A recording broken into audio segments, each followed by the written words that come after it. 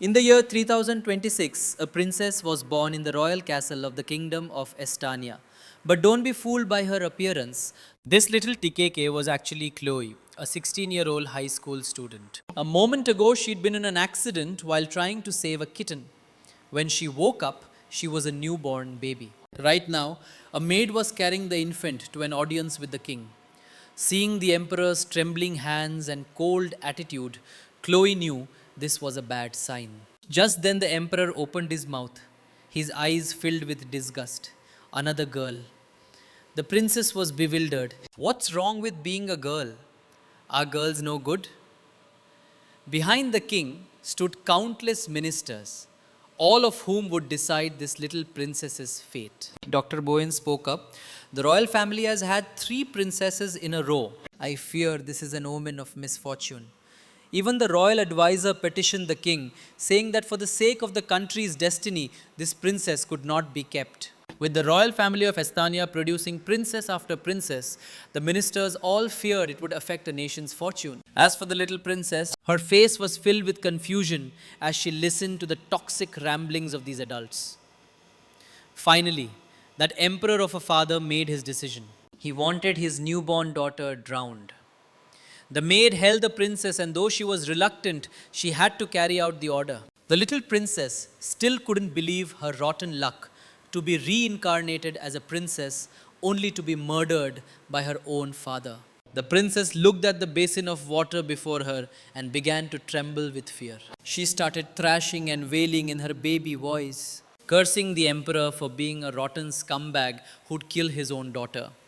And this made hearing a newborn speak startled her so much that she let go.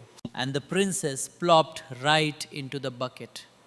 Panicked, the baby cried and thrashed even harder. The jerk of a king finally turned around in shock, not expecting his newborn daughter to already know how to talk. His ministers did a complete 180 as well, praising the tiny princess as a genius for being able to speak so soon. The princess was now sinking to the bottom of the bucket, her eyes still holding out hope that someone would save her. A hand reached down and pulled her from the brink of death. The jerk king held the little princess upside down, declaring that if she was truly a genius, they would keep her. He told the maid that he would return in 3 months to test the baby's IQ. Then he coldly tossed his daughter to the servant, saying that if she didn't score high enough, there would still be time to drown her. Then the princess, lying in the maid's arms, screamed in terror. This country was a nightmare.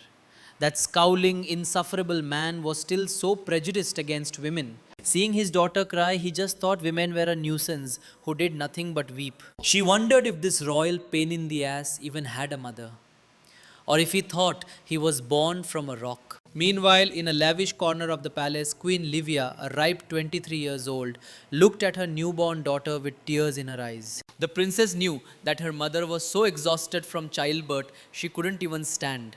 But ever since she'd learned that her rotten father wanted to drown her, this mother had been crying non-stop for 8 hours.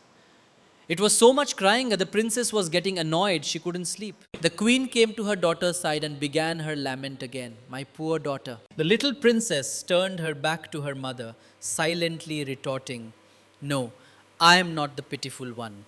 I think you are the queen of a nation who went through the pain of childbirth but hasn't even seen her own husband. Now that's pitiful. The queen, her voice choked with tears, said, If only you were a boy. Princess was furious. Why was this country so sexist? Just then, her mother's trembling hands reached for her, saying, The daughters of the royal family have never had good endings. If they are born, they are not allowed to live. And if they live, they are not allowed to live in peace. The princess started to get a bad feeling, and she was right. Her mother wanted to do it herself rather than let the king drown her daughter in 3 months. The princess gasped for air, her throat squeezed by her own mother's hands. The queen was also in agony, begging her daughter not to blame her, saying she was doing this for her own good. The princess was purple with rage. Of course I blame you. She thought her dad being a lunatic was bad enough, but it turned out her mom was even crazier. She'd only been born for 8 hours, hadn't even had a nap, and now her mother was trying to strangle her. Just at the most critical moment, the king stormed in, demanding to know what his wife was doing. The princess was finally saved, painfully crawling in her cradle, gasping for air. Queen Livia tried to stammer out an explanation but couldn't form the words. The jerk king lost his patience and said he didn't care what she was doing and didn't want to know. He used some kind of magic to lift the princess into the air, declaring her his daughter. This tyrant said that other than him, no one was allowed to kill the princess. The princess was terrified. She thought her dad had good intentions, but it turned out he only saved her so he could kill her himself. His eyes were as red as blood as he growled at the queen. "Do you understand?" The queen stammered, "I understand." Then knelt, thanking His Majesty for visiting. She looked weak, slumping to the floor, shivering as she thanked him for coming despite his busy schedule. Seeing this, the princess was furious, silently cursing her father for being such a scoundrel, not even helping his wife up when she was so weak. The king, however, looked disgusted and angrily told the queen to stop being so sentimental. He then grabbed the princess by the leg, saying he came to settle a score with this little brat. The princess was confused. She was still a baby. What score was there to settle? Besides, she really hated the way this king was holding her. The petty father was now interrogating the princess for daring to call him dog crap in the main hall in front of hundreds of people the day before. The queen was horrified. She couldn't believe her ears. The princess, however, just giggled, delighted that it took her father a whole 18 hours to figure out she was insulting him. Hey, what an idiot. Seeing the little girl's bright smile only confirmed the king's suspicions. He realized she not only understood what adults were saying, but also knew how to curse her own father. The queen spoke up to defend her daughter, saying the princess was less than a day old. How could she possibly curse him? The king shot her a look that could kill. Are you saying my judgment is wrong? The queen immediately fell to her knees in fear, saying that wasn't her intention at all, but rather that if the king wanted to execute the child, he should just let her do it instead of torturing her. The king smirked. Who said I wanted to kill the princess? The queen looked up, a gash on her forehead from prostrating herself so fervently, and asked him with suspicion what he was doing here. The princess also looked displeased, wondering what his intentions were. That rotten jerk of a king actually smiled at his daughter and said he was here to give her a name. Hearing this, the little princess looked at her father in a new light, trying to act obedient to get a decent name. Seeing his daughter like this, the king had a fleeting thought that she was actually kind of cute. The queen, both happy and curious, asked what name His Majesty intended to give the princess. He smiled and said a single name, Atoria. He named her Princess Atoria. The queen, hearing the name, beamed and praised it. What a beautiful name. But her deadbeat dad replied, Atoria, it means ill-fated star in the old tongue. Hearing her father give her such a name, the princess absolutely could not accept it. She couldn't believe there was a father in the world who would name his own daughter, his biological daughter, something like that. The king's mind was still full of prejudice. He believed that because of this baby's birth, the Western Empire had declared war on his country, and 300 ministers were petitioning him to execute her. He gently placed his daughter on the bed, not forgetting to call her unlucky. The princess felt that she was born into a life of tragedy, weighed down by feudalistic traditions, and it was agonizing. She was furious, wanting to scream at her father to use his brain for a second. People wanted to go to war. They would have gone to war whether she was born or not. After he was done, he walked out, saying before he left that the two of them could rest assured before he returned. No one would dare harm the queen and her daughters. He said if anyone did dare to harm them, he would chop them into 100 pieces when he got back. The queen was overjoyed, clasping her hands and thanking His Majesty for protecting the princess, feeling that he was acting a bit more like a man. A good man should protect his wife and children unconditionally, after all. The poor mother then hugged her child, tears flowing again. Even though she was a girl, His Majesty not only didn't despise the princess, but even protected her. The queen felt that Atoria was her good luck charm. Atoria pushed her mother away with her small hands, a look of utter disgust on her face at the old lady's over the top reaction. So, what if that jerk dad was a little handsome? There was no need to be that moved. Atoria wiped her mother's tears. Even though she was a girl, she was still his biological daughter. He had no right to despise her. She wanted to tell her mother that whether she was a boy or a girl, as a father, the king had a duty to protect her. In reality, though, the king still found women troublesome, thinking they were useless for anything besides crying. Hearing this, Atoria could only glare at him with rage. This guy truly looked down on women from the bottom of his heart. 3 months later, the day of Atoria's IQ test arrived. A superfull tub of water was prepared next to her, ready to drown her at a moment's notice. The maid held the baby and comforted her. Princess, don't be afraid. I will definitely protect you. Atoria was terrified. She glanced around. According to the agreement, today was the IQ test. If she was deemed not smart enough, she'd be drowned. But everyone had been waiting for a long time, and that damn dog of a king still hadn't shown up.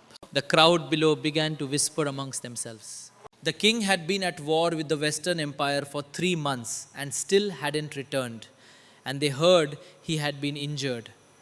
All of this they blamed on the unlucky princess. One agitated fool used it as an excuse to hurl a rock at the princess and her maid.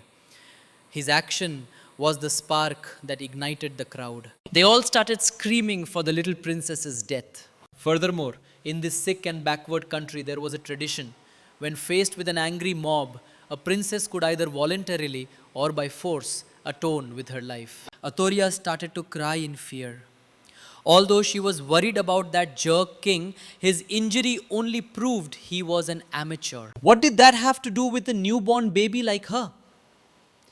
Just then, one crazed man decided to take matters into his own hands. His face was purple with rage. He shouted that if Atoria died, the kingdom of Estonia's luck would change. They would defeat the Western Empire and the king could return. The maid hugged Atoria and backed away, trying to protect her. No, you can't. Other than the king, no one is allowed to harm the princess. The aggressive man, seeing the maid desperately clinging to the princess, started to get physical. He screamed at the maid to let go, calling Atoria an unlucky star who had to be killed, a low-class creature. Despite his yelling, the maid remained loyal, holding Atoria tight. And so a tug-of-war began. Being pulled like a string cheese stick, Atoria felt miserable. She felt it would be more pleasant to just have her throat slit. But just at this critical moment, her protagonist Halo shone through, and someone came to her rescue. The savage brute was suddenly attacked by someone, his face contorting in pain as blood trickled from his mouth. Who would have thought the attack came from a 4-year-old kid? It was Prince Damien of Estonia, an intermediate-level mage. After protecting Atoria, he spoke with an air of authority. Anyone who touches her, this prince will kill them. The brute, who had just been hit, immediately bowed his head in fear, greeting the Grand Prince. Daman held out his hand, and a mystical light shot towards Atoria, lifting her into the air and back into her mother's arms. The queen's face was filled with worry. Atoria looked at Damon, not expecting the little brat to be her older brother. His aura was just like that jerk king's, but to Atoria, the kid was actually pretty cute. The queen weakly pleaded with the frenzied crowd, saying she was also sad that the king was injured, but begged them not to harm her daughter. She had barely gotten a sentence out before the wolves in the crowd shouted at her to shut up, calling her useless and blaming her for continuously giving birth to daughters, thus affecting the country's luck. Among the vile rebels, 3 men stood out. They said if the queen wanted to apologize, she should die to atone along with Princess Atoria. Damien stood tall, a man protecting his family in his father's absence. He declared that with him here, he'd like to see anyone try to harm his sister and mother. The 3 men knelt, using their cunning words to try and deceive Damien. They told him he was too young to understand that women who bring ruin to a country come in all ages. On the surface, they appeared respectful to the Grand Prince, but the three rebels were secretly gathering their magic. Suddenly, they all attacked him at once. Their true identities were spies from the Western Empire. With the master away, they planned to kill the Grand Prince and claim the huge reward from their home country. And their sneak attack succeeded. Even though Damien was a prodigy, he was still just a 4-year-old and couldn't withstand such a powerful spell. Seeing this, the queen was frantic. She immediately ran forward, using her own body to shield her young son from the magic. Damon was so heartbroken for his mother that he burst into tears. He could only scream, telling his mother to get out of the way, that she didn't know magic and would surely die. The moment the queen fell, protecting her son, a familiar voice rang out, angrily calling the three rebels a pathetic mob.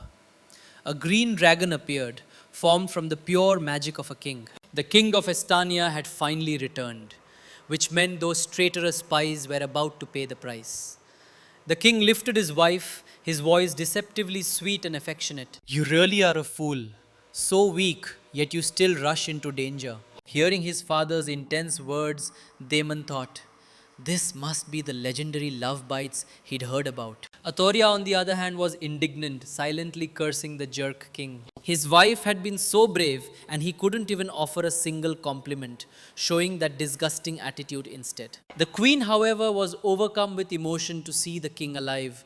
She leaned against his chest and smiled happily, much to the horror of Atoria, who was about to be squashed into a sandwich. The lead traitor was still running his mouth, insisting that the king's misfortune was surely the fault of those two women, and begged him to execute them to maintain the country's peace. Seeing these pathetic men blame women for their own incompetence on the battlefield, Atoria was furious. She and her mother would never take the fall for this. The king just let out a dry laugh. He held his wife and daughter close. "My woman, my daughter, does a pathetic mob like you have the right to comment on them?" His magic flared and the mob began to panic, trembling as they asked the king what he was doing. As the magic tightened around their throats, the pathetic fools probably had their answer. The men screamed like pigs being slaughtered, still claiming, even as they were about to die, that they were doing it for the good of Estania. The clever little princess saw through their lies in a second. Killing the princess and queen is for the good of Estania. They're probably spies from another country. King just gave a cold smile.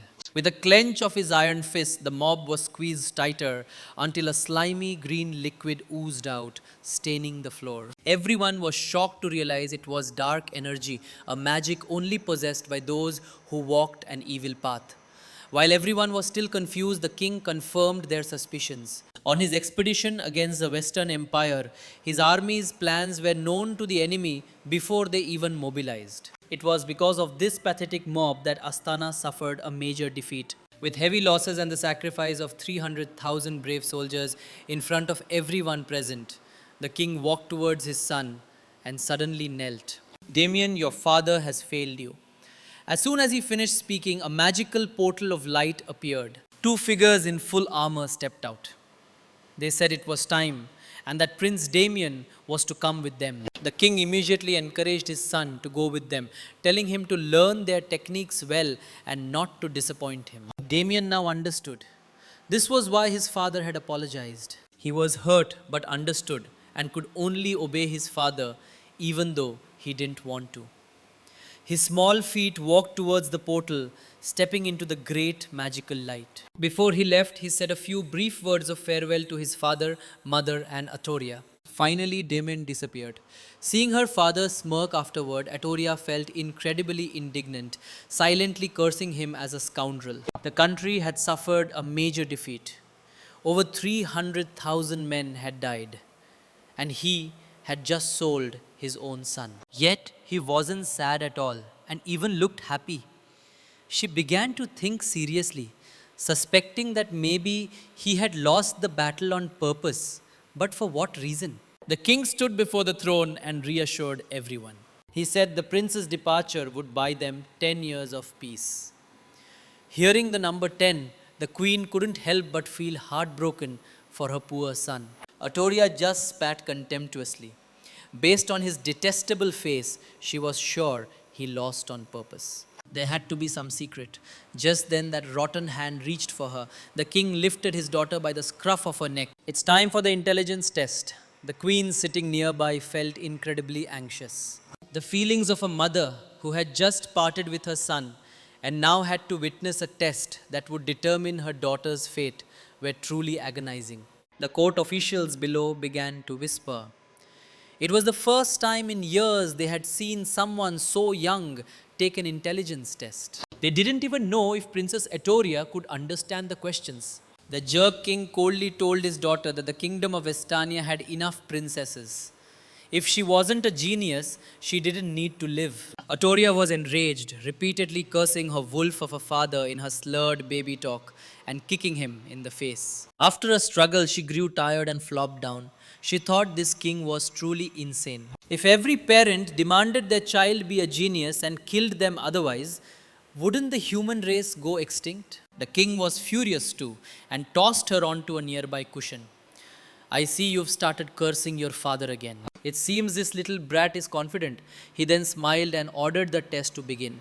Dr. Bowen would be administering the test. ये intelligence test में जो 3 questions आता है हम देखोगा एक बार आता. अगर princess के अगर कोई क्वेश्चन क्लियर करेक्ट सकते तो हमारे ड्राउंड इमीडिएटली जाता है.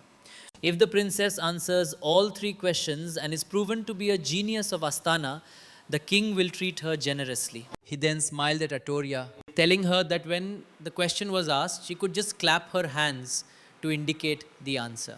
He even patted her head, saying that if she could speak, it would be even better to just say the answer directly.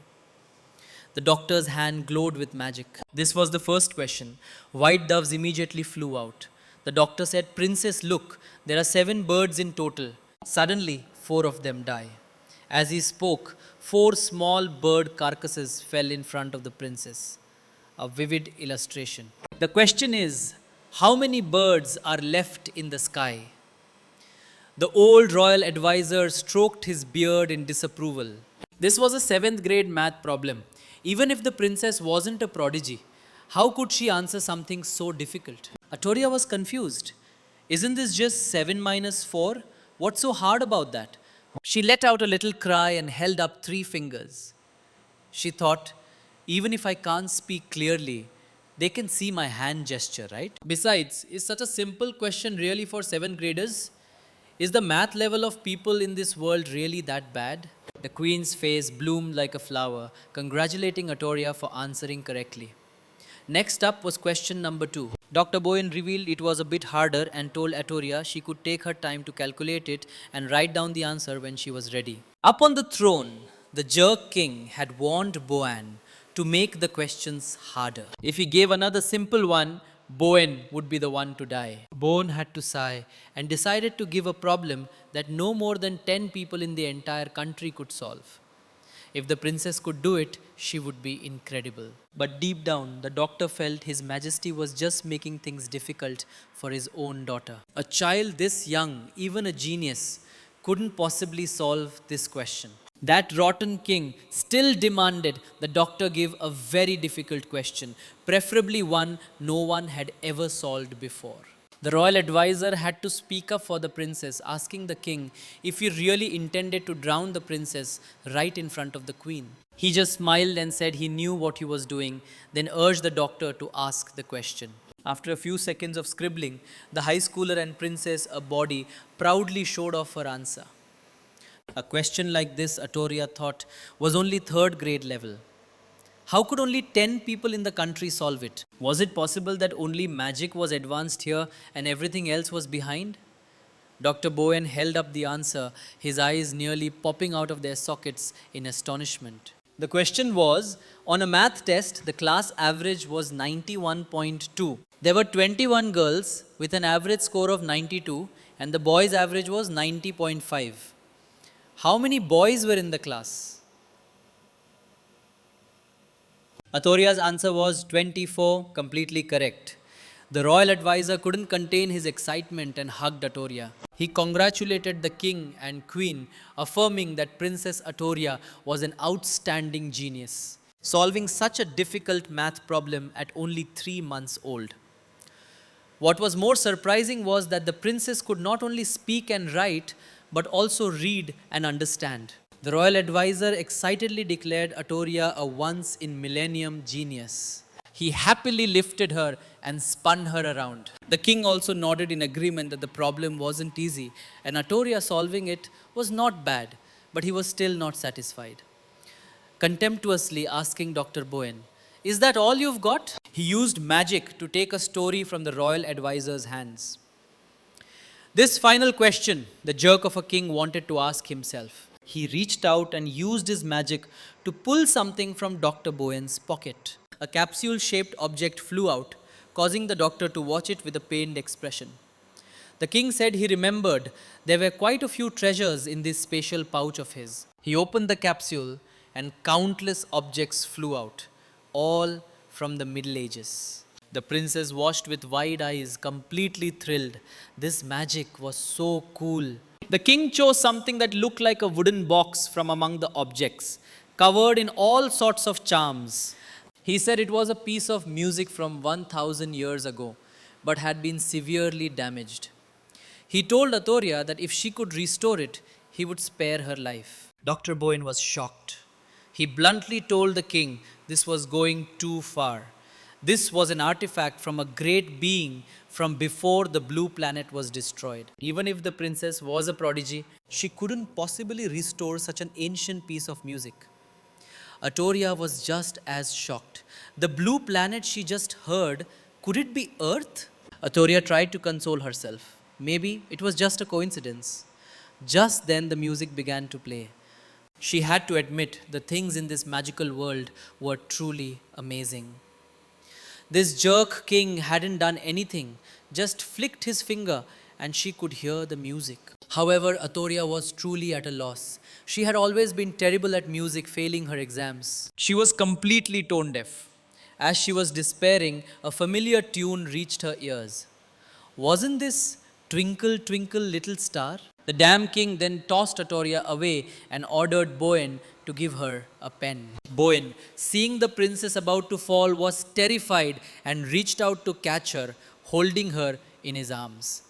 Bowen was full of sympathy. How is this possible? This is a piece of music from 1000 years ago. He wondered, does His Majesty really not want Princess Atoria? How could this little girl possibly restore this musical score? Atoria picked up the pen, a chill running down her spine. Thank goodness it was this song, or she really would have died here. She then began to write at lightning speed. Although she didn't understand what they were talking about with a 1000-year-old musical score, this was definitely Twinkle Twinkle Little Star. No doubt about it. Ignoring everything else, Atoria was sure she could do it. And that cruel king was still watching his daughter with the same cold eyes, who knew what he was thinking. After writing down a series of numbers, Atoria held up the paper with a proud look on her face. The royal advisor took the paper, hesitated, then burst out laughing. He said he told them so. How could the princess restore such a difficult piece of music? She had just written down some weird numbers. However, grading a 3-month-old's paper, he thought it was pretty impressive for her to write so many numbers at her age. Dr. Bowen, however, hearing about the numbers, had his eyes light up. He snatched the test from the royal advisor's hands. Bowen looked at the paper, his face immediately showing astonishment.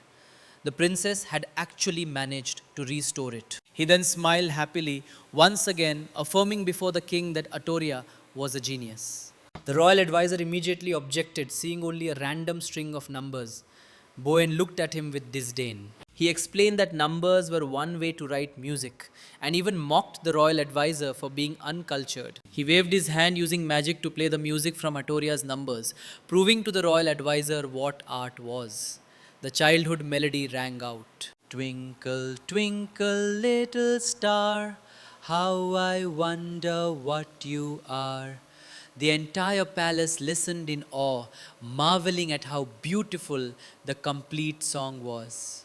The princess was now recognized as a prodigy. Atoria couldn't believe her own mediocre skills were being hailed as genius level.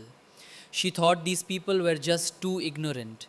The jerk king suddenly grabbed her by the neck, lifting her up before the worried eyes of the queen. He flew with Atoria high into the air. The court officials were all stunned, not understanding where he was taking her. Atoria was starting to feel dizzy. The jerk king quickly noticed her discomfort. He smirked and asked Atoria if she liked this feeling, then said he would speed up so she could feel it more clearly. He shot off like an arrow into the vast space beyond. Atoria felt like she was about to meet her maker. She could only silently curse the inhuman jerk king. She was just a baby. Was he trying to kill her by flying this fast? Finally, he chose an empty, bright, and airy place to stop. The king threw out a small, glowing orb, and a barrier was immediately formed. He then roughly threw Atoria down onto the magic circle. The king seemed quite satisfied. Now, no one could bother them. Despite Atoria's extreme panic, he continued to look at her with scrutinizing eyes. His hands glowed with intense magic, and his attitude suddenly became so furious he could have killed her at any moment. He interrogated Atoria. Who are you? Where did you come from? How old are you? Male or female? Atoria was terrified, her whole body trembling. She didn't understand what he was saying. She only knew that with his tense attitude, she could be killed at any moment. He summoned a dagger filled with magical energy and began to expose her. His footsteps drew closer. Speaking since birth, solving a math problem that less than 10 people in the country could solve without being taught, and even restoring a 10,000-year-old piece of music. So he had intentionally let Boan ask difficult questions, and she had still managed to solve them. The baby's face after being exposed was a picture of shock. The tyrannical king continued to look at her with eyes sharper than the dagger he was pointing at her, forcing the little girl to tell the truth. Atoria was on the verge of tears. She knew she had been too careless. Being able to talk, write, and compose music, these were not the abilities of a newborn, not even a genius. But she couldn't admit she came here through transmigration, absolutely not. She knew that once he was certain there was someone else in his daughter's body, he would kill her without hesitation. The queen, seeing this, had tears welling in her eyes. She screamed, asking the king what he was doing. All she got in return was the king's increased anger towards Atoria. His eyes were bulging as he forced the little girl to speak or die. Seeing the cold blade getting closer and closer, Atoria was terrified. In this life or death situation, it was still the queen who rushed forward to plead for her. She was immediately jolted back by the barrier. Both the royal advisor and Dr. Bowen looked at the queen with pity. That damn king, seeing his wife like that, ran to support her. He angrily scolded her. You foolish woman! Are you trying to die? But perhaps deep down he really did care for the queen. Not knowing how to please him, she could only stare at her husband with wide eyes. Atoria's brain went into overdrive. The little girl decided that regardless of whether the king really wanted to kill her or not, at least the queen truly loved her. If she stuck with her, she could definitely stay alive. Atoria took a deep breath and let out a loud wail. Hearing her little daughter's cries, the queen shouted words of encouragement. Atoria, don't be afraid. I'm coming to save you. The king had to retract the barrier. He didn't want the queen to get hurt. Atoria tearfully crawled towards her mother. She was truly scared. The queen was her only anchor. The queen hugged her little daughter, gently comforting her. As for the monarch, he knew Atoria was quick to find someone to rely on. However, he couldn't let it go that easily. He remembered on the battlefield with the Western Empire, he and his soldiers had discovered strange creatures. From what he understood, these creatures had somehow fallen into his country, and they were organized and disciplined. Seeing Atoria's strange abilities, he worried she might be one of those strange creatures that had fallen into his country. He glanced at the queen and told her to take care of the child. Atoria hugged her mother and breathed a sigh of relief, thinking she had finally managed to save her own life. The cruel king just smirked and said he would come to the queen's chambers tonight, telling her to be prepared. It was unclear what his intentions were, but Atoria was scared out of her wits.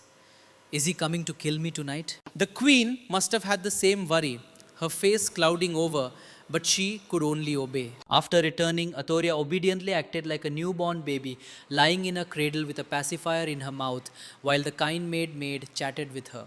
The maid told the princess to be on her best behavior tonight because the king was going to visit the queen. She warned Atoria not to disturb them while they were making a baby.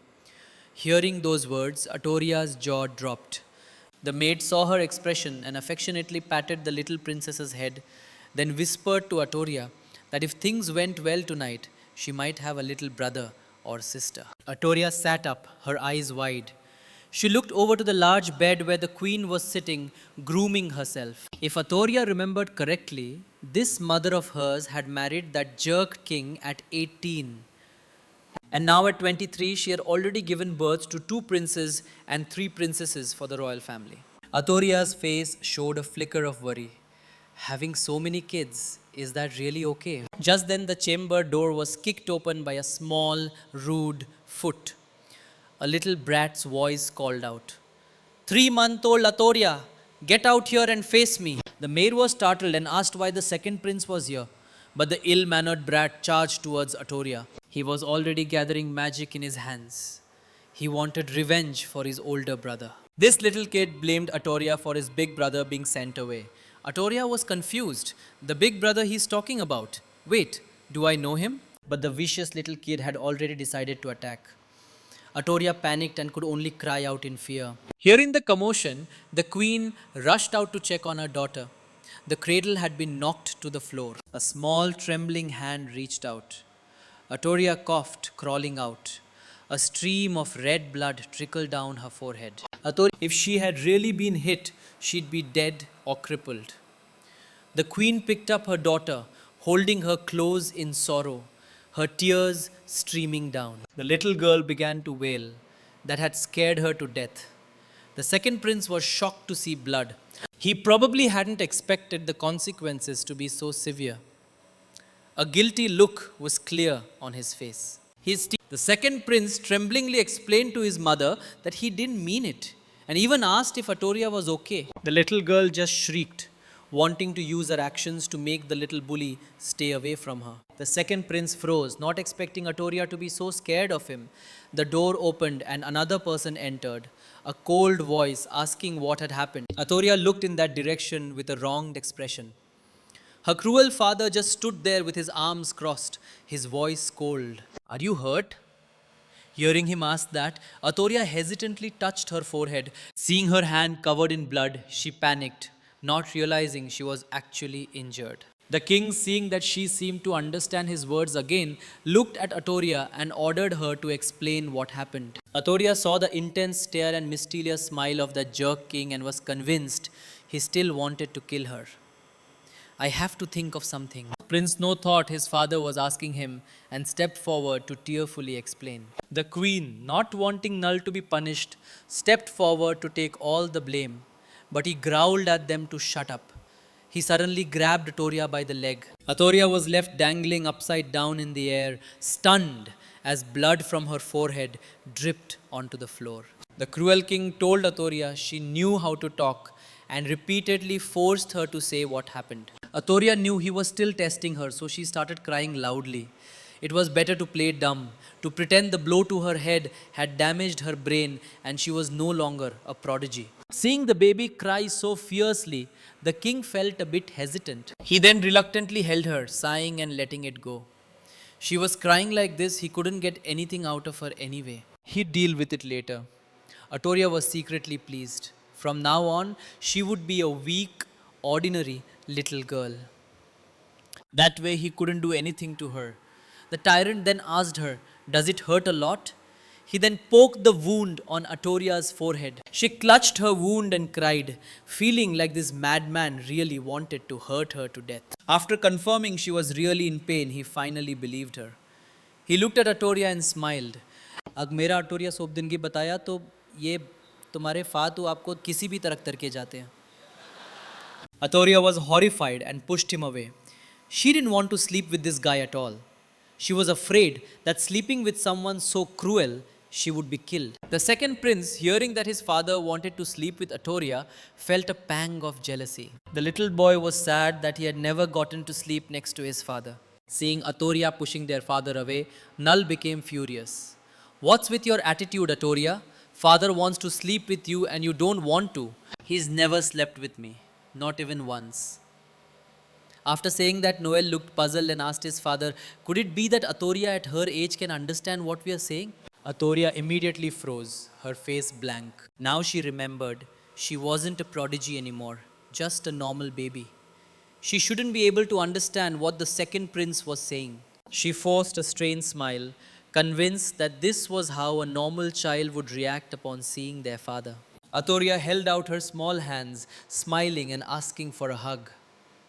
This act shot straight to N's heart. In that moment, he found his annoying little sister quite adorable. The king just smiled and told Noel, maybe next time. The king coldly told the queen he didn't need her services tonight. He told her to leave if she had nothing else to do. He and Atoria were going to sleep. The queen, who had gone to so much trouble to prepare, could only bow her head and obey. The maid was heartbroken, thinking the king had come for the queen, only to see the queen fall out of favor. The entire royal palace was shrouded in the quiet darkness of the night. In the king's chambers, the little treasure, Atoria was lying next to the jerk king. She was so sleepy, her eyes were drooping, but she encouraged herself not to sleep. She had to persevere. If she fell asleep, that jerk king might kill her. Atoria told herself that even if she had to die, she would die awake. Atoria tried a little too hard to the point of thrashing around in the night. The king, who was lying there, suddenly felt the movement and opened his eyes. He saw that this little girl was still awake at this hour and knew something was not right. He secretly began to gather magic, intending to kill Atoria. Better to kill an innocent than to let a strange creature that could destroy his kingdom live. His murderous hands drew closer to the little girl. Unexpectedly, after all her struggling, Atoria couldn't resist any longer and fell sound asleep. Seeing this, the king stopped. He sighed, feeling that this little girl slept like a log. He began to doubt his own judgment. Maybe she was just an ordinary child. He got out of bed thinking that if Atoria were an enemy, she wouldn't be able to sleep so soundly. The jerk king stepped outside, thinking perhaps he had been overthinking things. The room now held only Atoria, sleeping like a dead pig. The king's feet carried him to another room. He quietly called out to the queen. The queen was sleeping in the next room, with Noel sleeping soundly beside her, even muttering in his sleep about his father being heartless for not sleeping with him. Hearing someone call her name, the queen's beautiful eyes fluttered open. She sat up, dazed and surprised to see the king visiting her so late at night. The king answered her with a soft from his throat. He reached out his warm hand to caress her cheek. The queen was very surprised and asked him why he was here. Wasn't he sleeping with Atoria? He didn't answer her question, just looked deep into her eyes and said seductively, "Queen, let's have another prince." Hearing these words, the good mother Livia immediately covered the king's mouth, firmly refusing. "We can't. No one is still here." The king looked annoyed and glanced at the little boy sleeping soundly next to them. He glared at the queen. "Are you refusing me?" The queen immediately trembled and said that wasn't her intention at all. The domineering king was just waiting for that. He used his authority to make it impossible for the queen to refuse. Holding her by the waist, the king reassured her, saying, "No one could sleep through a thunderstorm." Just as he said that, a child's cry rang out, making them both jump. The queen immediately recognized it as a story's cry and was very worried. The king next to her was so angry, his face turned black. Atoria's noise had also woken up little Noel. Seeing his parents hugging, Noel sleepily asked if they were dancing. Let's rewind to Atoria 10 minutes earlier. While the little girl was sound asleep, a tree branch suddenly pierced through the palace floor, accompanied by a strange, eerie voice. It said it had been in Aya for 3 months and only now had the chance to get close to Princess Atoria. The little girl, startled by the loud noise, woke up. The monster, seeing it had been discovered, remained calm. It knew Atoria was special, not from its planet, but also not the real Princess Atoria. Atoria trembled in fear at the sight of the strange creature. The little girl didn't know what it was, an alien. The creature found that name quite interesting.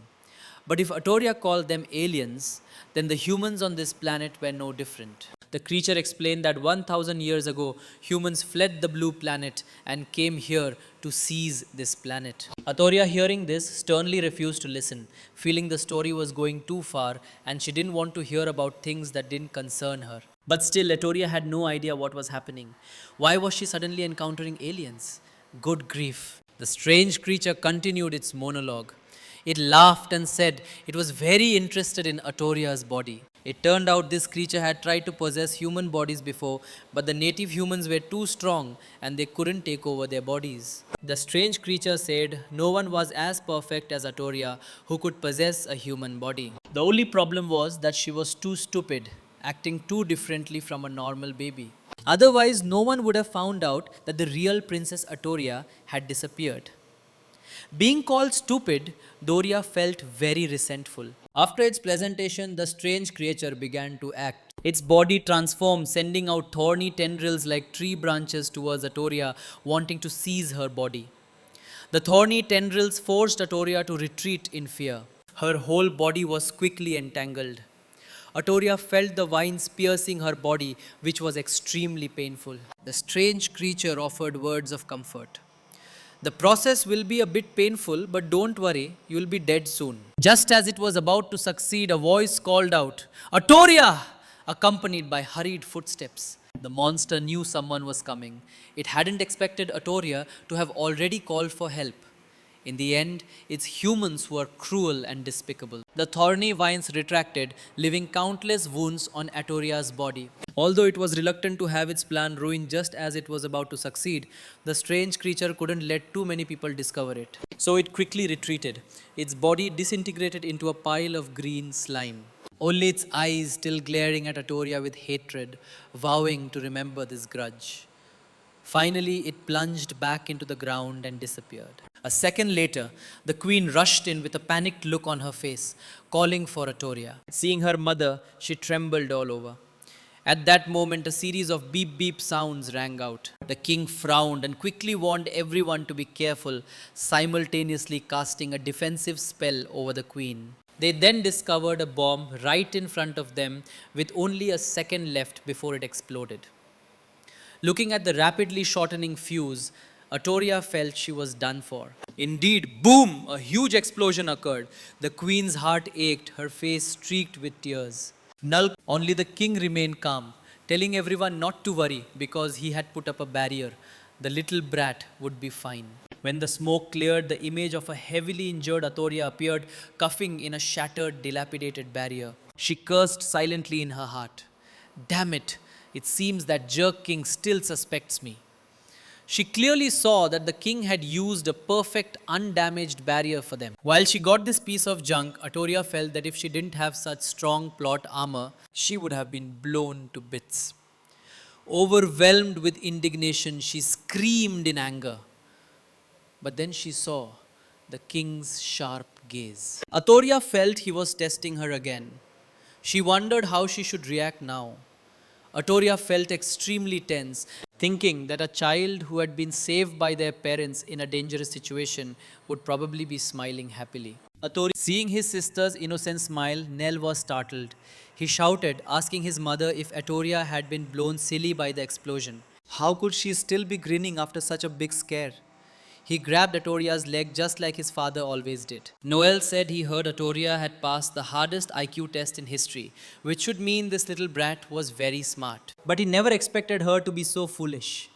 Being held upside down like that, Atoria was furious. She thrashed about, thinking this brother of hers was no different from that jerk king. Seeing his sister's fierce attitude, Noel was a bit startled. But then the boy continued to tease his sister while unconsciously backing up, not expecting to step on a strange green capsule on the floor. After a hiss sound, the capsule unexpectedly opened a space-time portal.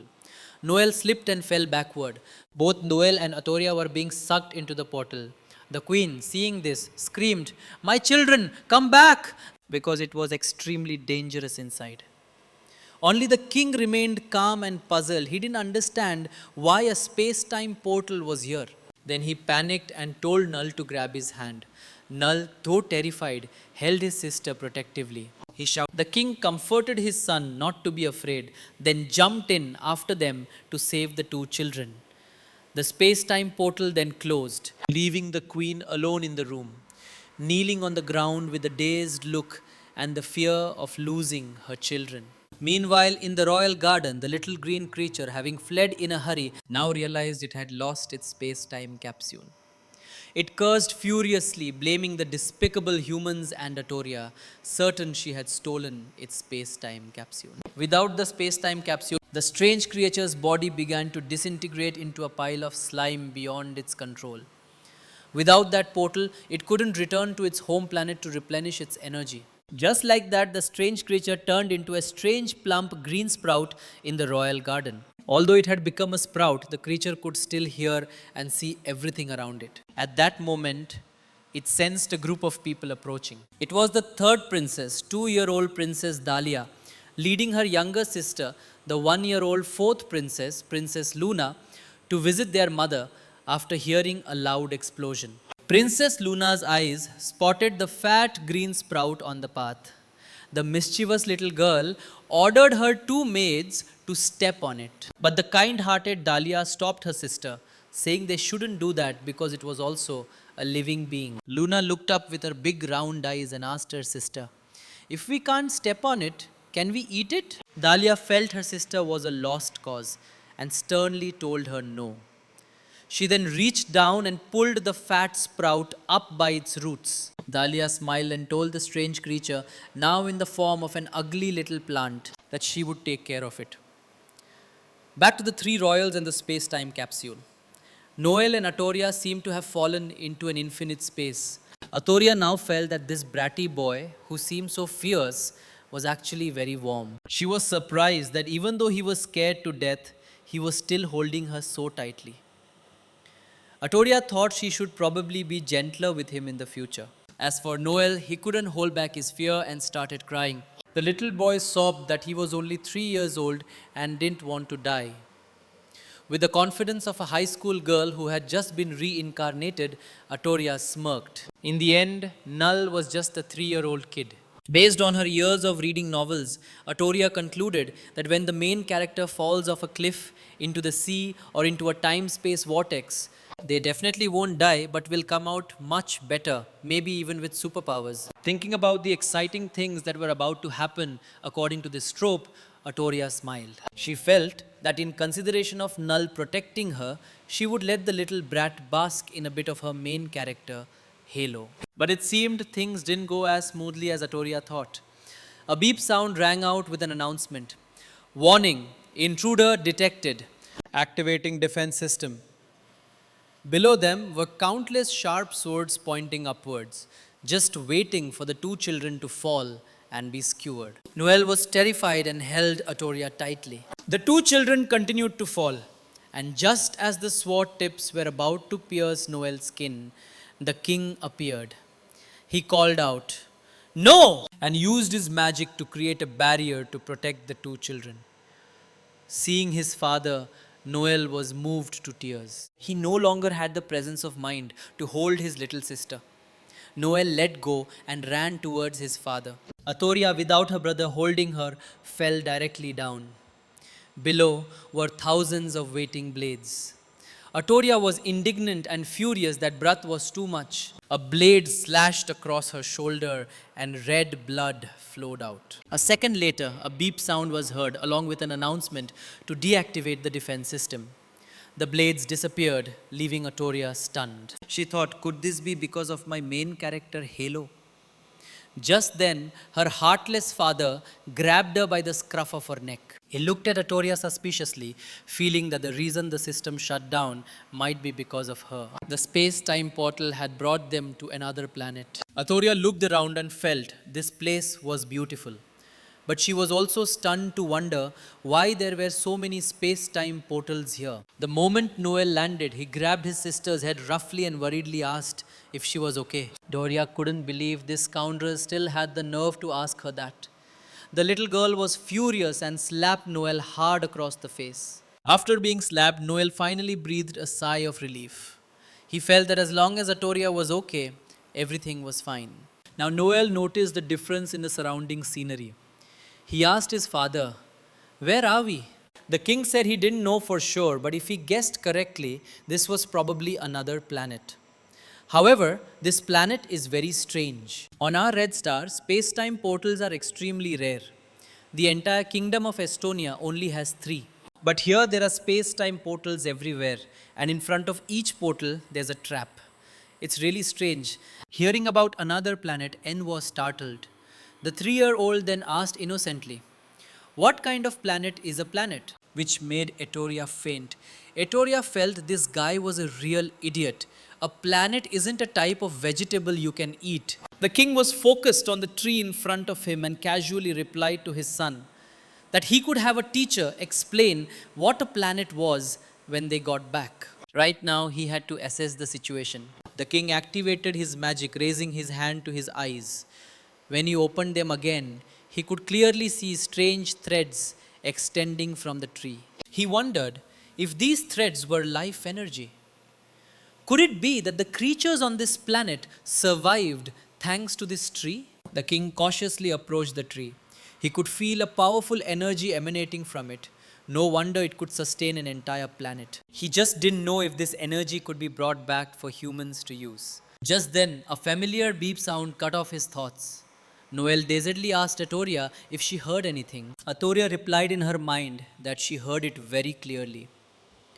The little girl was even more surprised to see another space-time portal appear above her head. Before she could understand what was happening, Atoria was once again sucked into it. Noel panicked and called out, "Sister!" The king behind him grabbed his son by the scruff of his neck and told him not to be afraid. She was just sucked into another space-time portal. Then he carried his son and jumped into the portal. Noel was still worried and asked his father if Atoria would be okay. The king assured him that with him there, Atoria would be fine. The place Atoria landed was a cozy room with a wooden bed, and on the wall hung a picture of a green creature with a leaf. She was immediately drawn to the picture, feeling that this green thing was very familiar. Atoria was horrified to realize it was the same green thing that wanted to take over her body before. Could this be its home? She wondered why she was in its house. What planet was this? Atoria thought deeply. If that green thing was a living creature, then this planet should have creatures of the same kind. But why hadn't she seen anyone besides that big tree? Also, being suddenly brought here, Atoria wondered if it was the legendary main character privilege. Atoria sighed, her head aching from not being able to figure it out. Was there some mission on this planet that she needed to complete? Behind her, the king and Noah had also arrived. As soon as Noah landed, he happily waved and called out sweetly, "Sister Atoria!" The boy then found it strange because he was now in a room. Why was there suddenly a room? Was someone living here? Noah's eyes quickly spotted a pile of leaves on the floor. The boy immediately picked them up and sniffed the fragrant scent. The gluttonous Noel opened his mouth, wanting to take a bite. Seeing this, Atoria was horrified. She couldn't believe that idiot would dare to eat something from an alien. Wasn't he afraid it was poisonous? Luckily, the king quickly covered his son's mouth, telling him to avoid touching things here and not to eat anything. Atoria breathed a sigh of relief, feeling that this idiot was lucky to have a smart father. But she quickly felt a murderous aura. Atoria cautiously looked up and found the heavy killing intent came from the king's eyes looking at her.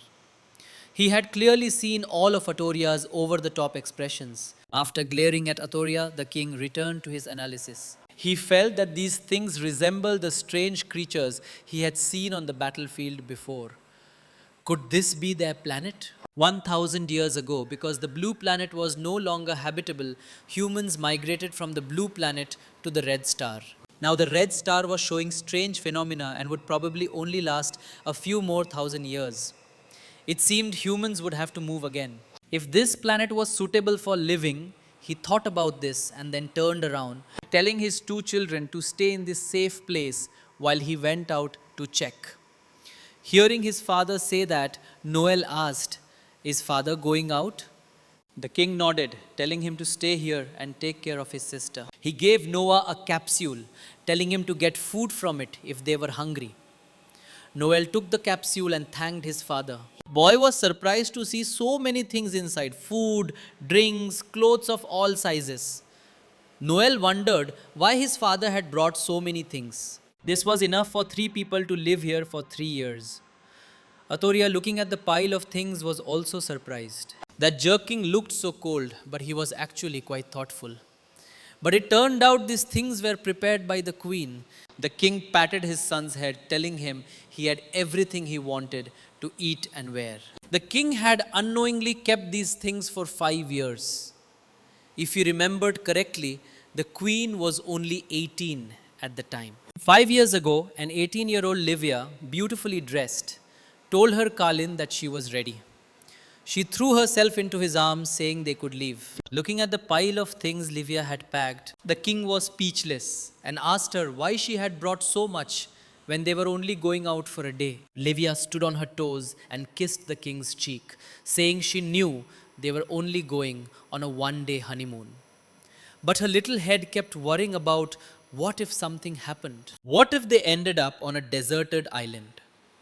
What if all the ministers couldn't find them and they had to survive on the island for a few years? The king listened and smiled softly, then gently flicked the queen's forehead. There aren't that many what ifs. Livia cried out in pain and held her forehead. She still held her ground and asked her husband, "But if something did happen, wouldn't these things be very useful?" King Calin patted his son's head, telling the boy to stay and take care of his sister until he returned. This scene stunned Atoria. She never thought someone so cold could have such a warm smile. She wondered what Calin had just remembered to become so gentle. After the king left the next morning, Atoria was still sound asleep in the strange bed. The moment she opened her eyes, she saw Noel staring at her. The boy said that although she was young and not very smart, with their father gone, he could only talk to her. Atoria was so startled by the boy that she screamed. She couldn't believe this fool was staring at her while she was sleeping. Noel, seeing that Atoria was awake, asked if she had noticed any changes in them. Atoria just thrashed about in fear as her brother grabbed her head. The little girl slapped Noel so hard his face turned. It seemed the movement was a bit too strong and the back of her shirt suddenly ripped. Atoria was confused. Just then Noel burst out laughing rudely. The boy said Atoria was just like him. Atoria struggled in her tight clothes to turn and glare at her brother. Noel rolled on the floor laughing, telling his sister not to look because her shirt was already torn. Atoria's anger boiled. Is a girl's torn shirt really that funny? Atoria turned into a fierce tiger and pounced on Noel. The helpless brother was bitten and scratched all over. After getting a good beating, Noel finally learned to speak properly. The boy meekly explained that he didn't know why, but when he woke up this morning, his clothes had suddenly become smaller. After changing into new clothes from the capsule, Null was surprised that the clothes his father had left for them hadn't changed. She thought it wasn't that the clothes had gotten smaller, but that they had grown. The next day, the little girl, who was only a few months old, could now stand firmly on both feet, and her hair had grown much longer. Atoria looked at herself and thought that growing up like this was a bit too fast. Next to her, a button-on-nose shirt popped off and hit her on the head. Noel could only laugh awkwardly and apologize to his sister. The boy also noticed that he seemed to have grown taller again. On the third day, Noel came to Atoria crying for help, making her sigh. In the boy's hand was a small tooth mixed with blood. Noel cried that he was coughing up blood and was about to die. Atoria looked at him with disdain and told him it was just him losing a tooth. What was he crying about? In her heart, she cursed that jerk king who had been gone for 3 days, and she didn't know when he would be back. The 3-year-old boy was still being a nuisance, grabbing Atoria's hair and crying that he didn't believe her. Certain that coughing up so much blood meant he would die, Atoria sat on the bed, lost in thought. This place was too strange. They had been here for 3 days and their bodies had changed as if it had been 3 years. On the fourth day, the second prince's hair was longer than his body. The boy told Atoria he had a question. Atoria coldly told her brother to just say it. Noel's question was, no one had taught Atoria to talk, so how did she suddenly know how to speak? Atoria was startled. That's right. Although her body had grown, she still only had the intelligence of a normal child. How could she suddenly know how to speak in just a few days? Atoria had to come up with a reasonable excuse. The little girl finally put on a cute act and praised her second brother for being so smart. Atoria looked at second brother, heard second brother speak, and Atoria doesn't know why. She knows how to talk either. This adorable answer directly captured the second prince's heart. It was now the fifth day. Atoria stood before the space-time portal and told her second brother that they weren't waiting anymore. They had to go out. Noel was shocked. The boy still remembered his father's words to wait. Atoria was adamant that they couldn't wait any longer and told Null to look at them. In just 5 days, it was as if 5 years had passed. This place was so strange. Atoria asked Noel if he had ever thought that their father being out alone for so many days without returning might have encountered some trouble. Hearing the word trouble, Noel panicked. The boy trembled and asked Atoria, "Father is so powerful. How could he possibly run into trouble?" Atoria then took her second brother's hand and said firmly that they couldn't hesitate any longer. They had to go out and save their father. In her heart, she thought that even if she couldn't find that jerk king, she couldn't stay here any longer. Otherwise, at this rate, in another 2 or 3 months, they would die of old age without any trouble. Before they could act, a loud boom came from outside, and a swirling wind rushed in as if trying to suck everything out. No one thought there was a tornado outside, but it was probably not that simple. All he knew was that in this dangerous situation, the boy was still firmly protecting his sister. A hand reached out from the space-time portal along with an urgent call. Noel, Atoria. Calin hugged his 2 children and pulled them into the space-time portal. Noel was very confused and asked his father what was happening. Calin's eyes blazed with fire. He told his son not to say anything. This place was extremely dangerous. After they got out, they stopped right in front of that tree. The storm hadn't stopped. A meteorite object shot out from the strange tree towards them. Calin created a barrier to protect them, but unexpectedly the barrier was easily shattered by a single impact. The meteor shot towards the 2 small children. Noel hugged Atoria, could only call out for his father in fear. In the moment of danger, Calin didn't hesitate to use his own body as a shield for his 2 children. Noel was so heartbroken for his father that he trembled and cried. Atoria didn't understand. Didn't this king always want her dead?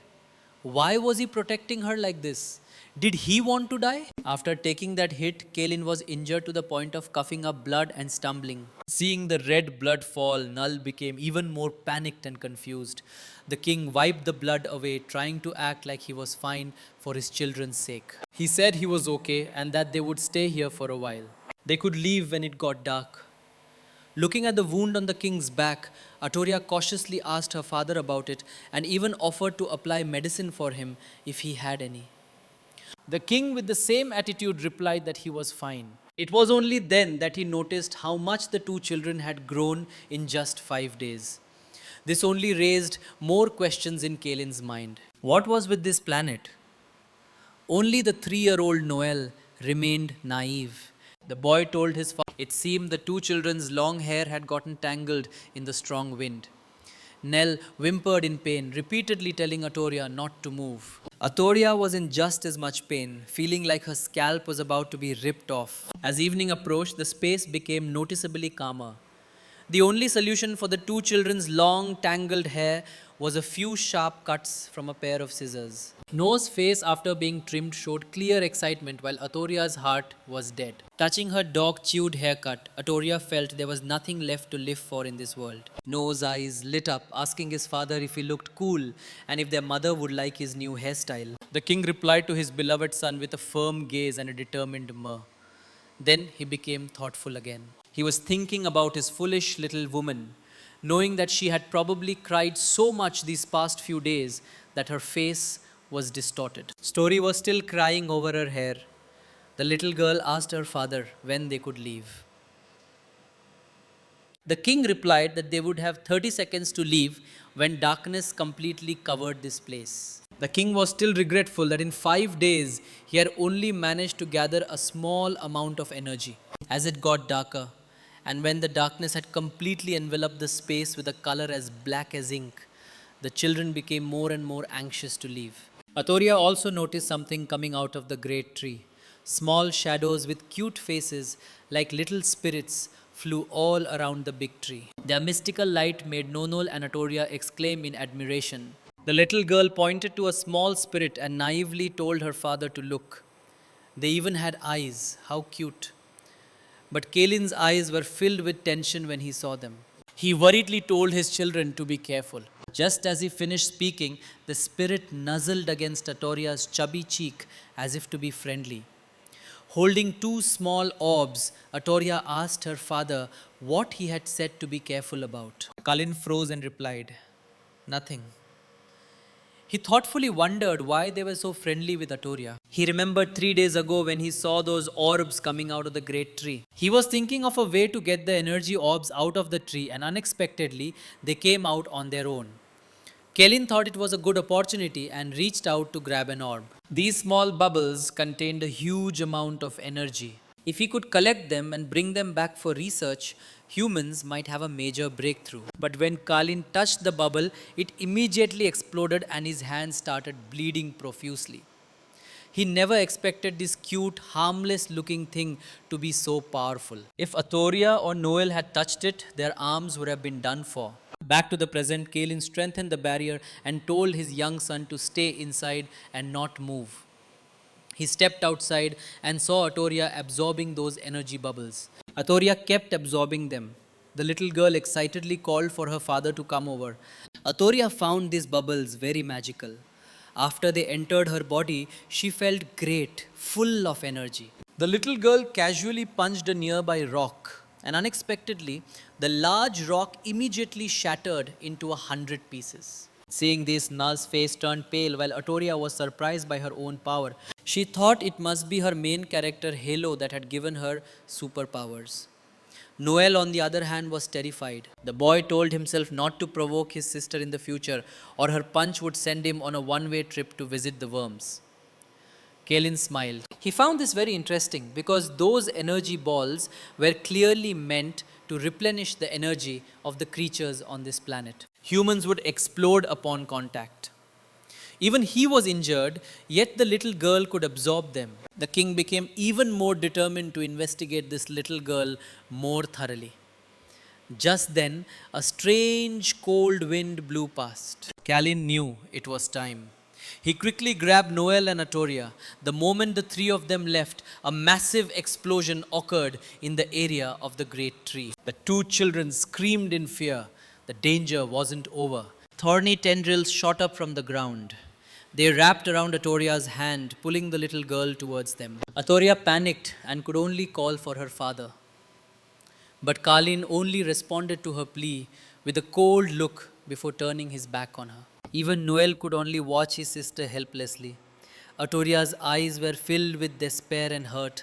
Her hand still reached out helplessly. We've lived together for so long and he's just going to leave me like this. She remembered back in the 21st century when 5-year-old Chloe also had to witness her parents' conflict, their divorce, and them pushing the responsibility of raising a child onto each other without considering their little daughter's feelings. Thinking about that, Chloe in the form of Atoria felt even more sorrowful. Even her own biological parents didn't want her. How could this jerk king possibly want her? But as her tears of sorrow fell, a voice responded, "Ugly thing, what are you crying for?" Atoria was very surprised to see Calin had returned. She smiled and called out, "Father!" Then asked if he wasn't abandoning her. Calin drew his sword and just gave a cold. With sharp slashes, he cut down the thorny vines. Finally, he took Atoria's hand. The king's attitude changed in a second. He suddenly grabbed the little girl's shirt. He told Atoria that the space-time portal was about to close. Her brother was waiting outside and they had to go quickly, and so Atoria was roughly thrown into the space time portal by her father. After safely returning his daughter to the space time portal, Calin himself was entangled by those vines. He never expected these vines to grow so quickly.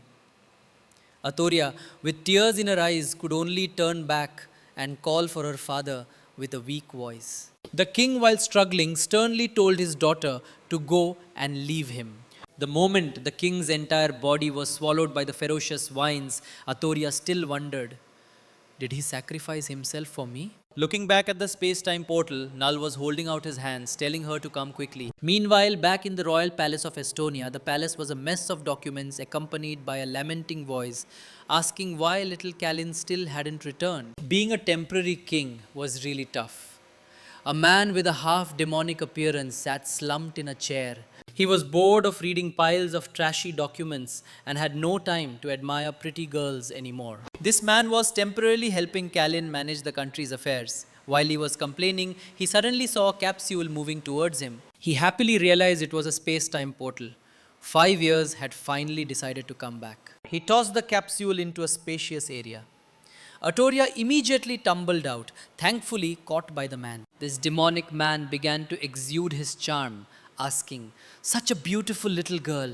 You must be Princess Atoria, right?" Atoria looked at him, her face turning green. She wondered who this guy was. Just then, from the space-time portal, a shout was heard, followed by a pair of legs. The demonic man was stunned, not expecting another person. The moment Noel landed with a thud, the demonic man sprang aside to avoid him. Noel sat up, a large bump on his head, groaning in pain. But seeing the demonic man, the boy's eyes lit up and he called him Uncle Alan. Alan just clicked his tongue and grimaced, showing his disdain. "Who is this ugly brat?" Noel thrashed under his uncle's prejudiced shoe, saying he was Noel. Hearing that it was Noel, Alan's face changed and he warmly welcomed him. Noel then anxiously told his uncle that his father was still trapped inside and to go save him. Just as he finished speaking, the space time capsule exploded.